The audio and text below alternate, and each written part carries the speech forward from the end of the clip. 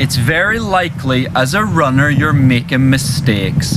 It's very likely that you're going out there and you think in every single session you must run the fastest pace possible to get the desired training effect. Why on earth would you go into a shop, you want the same TV, but you say to the store manager, how much would you accept for that TV? I know you have it listed for £200, $200, €200, but how about I give you 1,000? Why do runners want to give the most effort possible to get the same benefit when if you slow it down, there's days you can go slower, it takes much less out of the body, it's a far less cost, but you get the same benefits. But the brilliant benefit is that you get to move on quicker, recover faster, and get going again. We always as runners, and I say we because I do it too, we try to run the fastest pace possible. If you're told to run between 150 and 160 heart rate, you run at 159 to 162. Why do we not just chill out, know that we can get the same benefits at 155 heart rate, know that we can get the exact same benefits of that day at a slower pace, and recover quicker and move on? Today's session was that exact thing. Running the slowest pace possible, but getting the most benefits. Recovering quicker because I took less out of the body. Let's see how it went. Let me show you the course.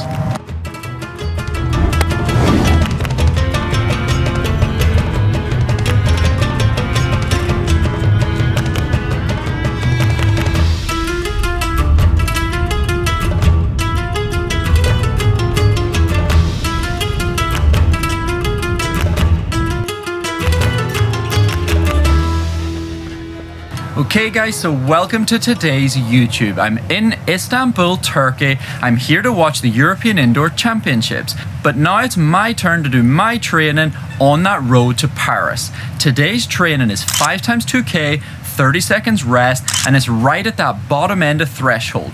You're trying to get the biggest benefit for the least cost. What is it with runners that we want to run the fastest pace possible to get the same benefits that perhaps we could have gone a little bit slower? So today was all about being humble, slowing things down, calm it down, get the most benefit for the least cost. Okay guys, so I wanted to talk through today's session. I didn't want it just to be a session where I'm showing you splits and I'm showing you lactates and I'm not really giving you any context. What I'm trying to do with this YouTube channel is not just show my training, and I'm not suggesting in a show off kind of way or look how fast I am. It's more of a, hey, let's go on a journey. I'm training for the Paris Olympics. Why don't you pencil in a race in 16 months time and follow the journey but apply some of the knowledge to what you're doing?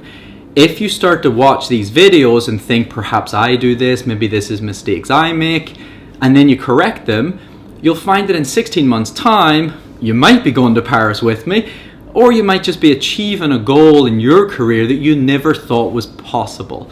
And so start to think about that. Today's session is, it's almost, I'm not being arrogant or anything like that, it's just a bit too easy. A lot of being a better runner is just being okay with the days that are a bit easier. It's labeled as a session, but it's that very bottom end of threshold.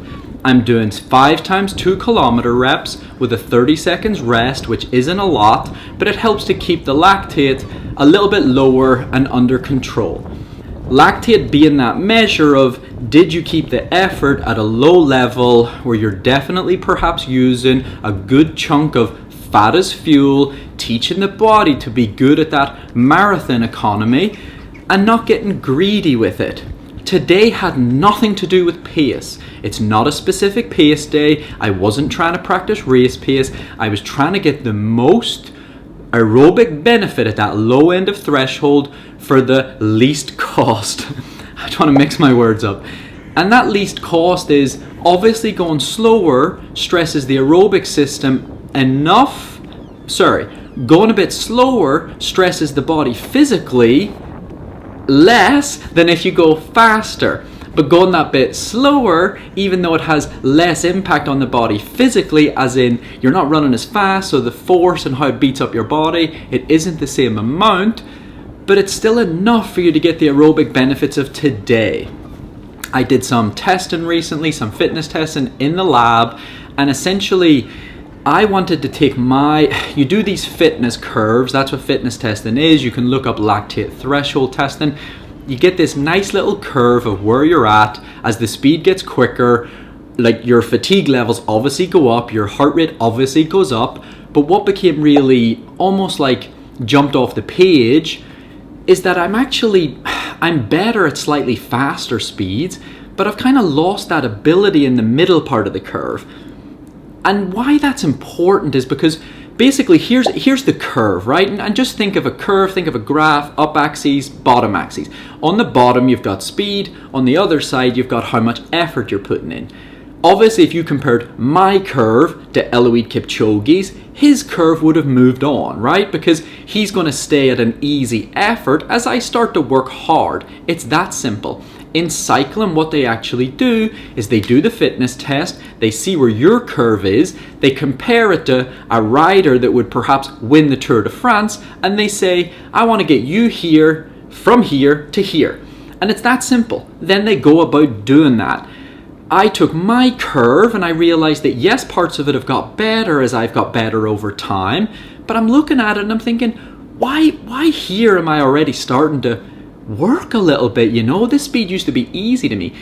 And it's because I've neglected certain speeds almost. So in my training sort of 10-day cycle, which I'm going to do a full sort of YouTube video on, just like the full day of training YouTube video that I did, I'm going to do a full what goes into a cycle. And what goes into that cycle is enough training to almost attack every part of this curve.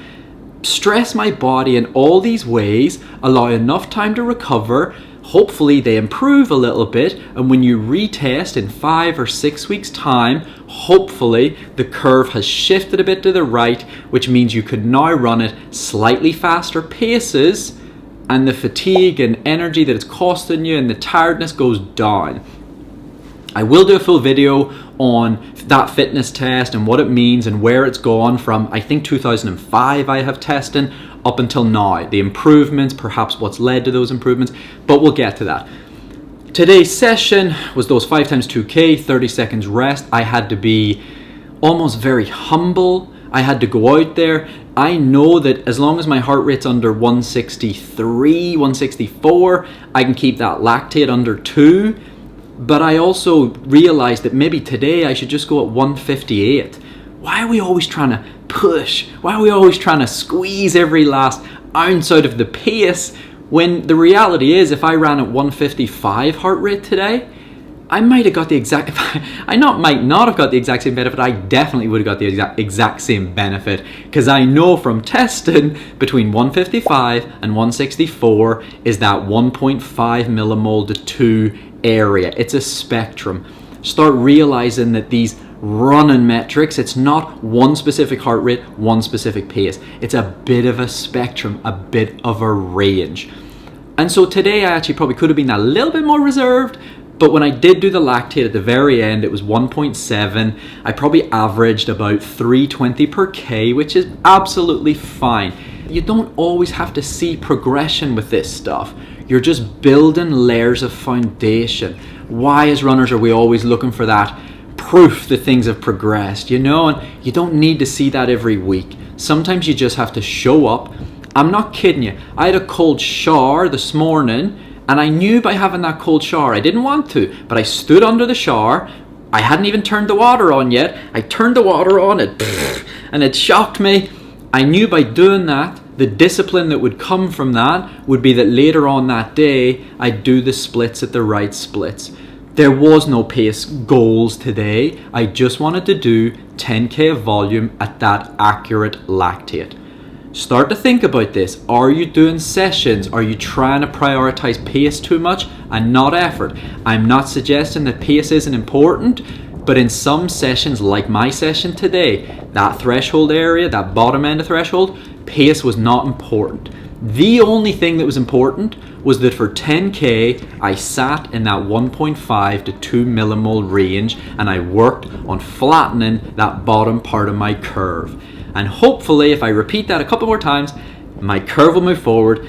the cost and the energy and the effort level it takes to run those paces will go down, and I'll get better. You just have to trust it. Start to ask yourself the question, am I doing things too hard? Am I pushing too fast? A lot of athletes are really good at pushing tempo a little bit too fast, but then perhaps when they're out there on a day where they have to do VO2, hard hill reps, hard intervals, they actually change it back to tempo. You're willing to push that bottom end tempo stuff too hard, threshold, etc.